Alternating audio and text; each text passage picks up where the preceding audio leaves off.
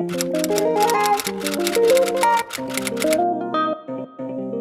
guys, welcome back to my channel. I'm Ambition Writes. So today, I feel like people, well, naturals, not people, well, I don't know. Scratch that. I think naturals dread this topic, but it has to be talked about. So, when do you know you need a trim, sis? When do you know you need a trim? I'm about to tell you. I do my own hair. I don't go to a salon. I rebuke that in the name of Jesus. So I'm going to show you several different ways to know that you need a trim. And we're going to do this together. Ooh, Lord. First of all, if you get snags, that's the first tip. That's the first sign. Ooh, my hair is so moist.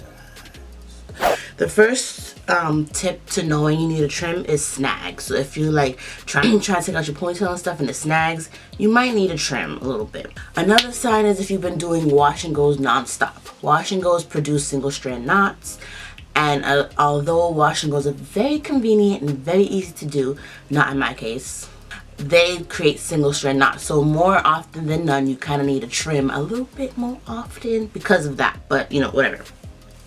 Another sign is that if you've been doing your twist outs and it's not coiling at the ends. So different things. They don't coil at the ends, or you see like little straggly. Alright, you see little stragglies, little straight ones. Where is it? This one? Can you see it? Also, if you see, it's a little bushy. So this clearly is really bushy. Also, another tip, just run your hands through your hair, right? Take a piece and just go like this, right? And if you get to the ends and they feel like this feels smooth, rough, like you can hear it. Sound like corn chips. It's kind of time for it to go.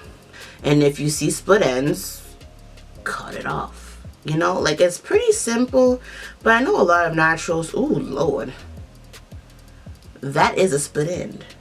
A lot of naturals just dread cutting their hair, but it's not that big of a deal. So I'm going to show you. It's a lot of controversy whether or not to do it on wet hair or dry hair.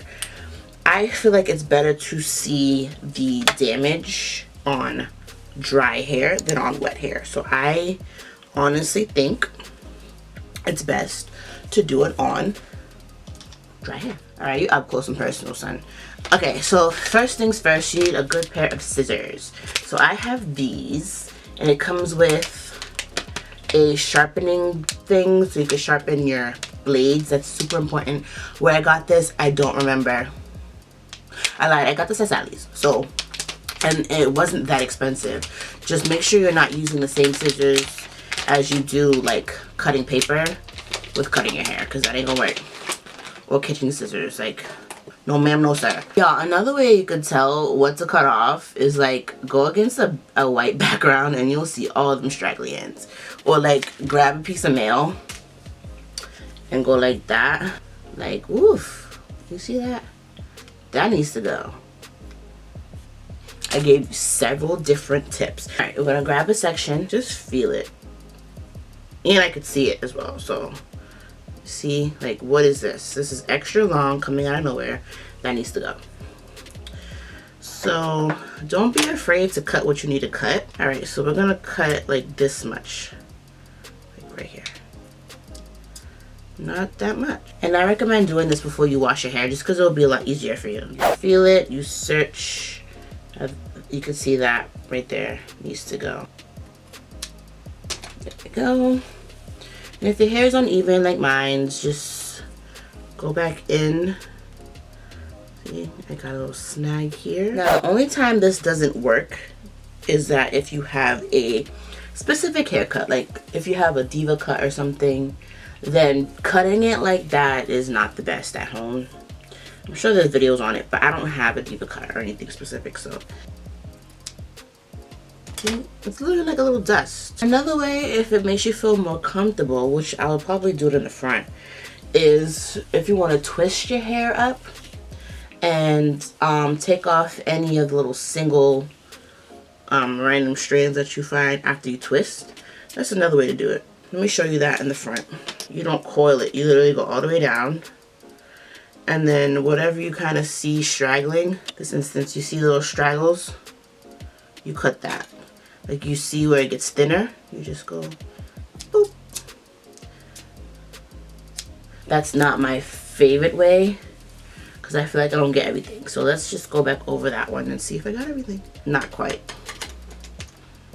I see some stragglies right here. Not too bad though. Ooh, Lord, the front looks horrible. The front of your hair has the most manipulation.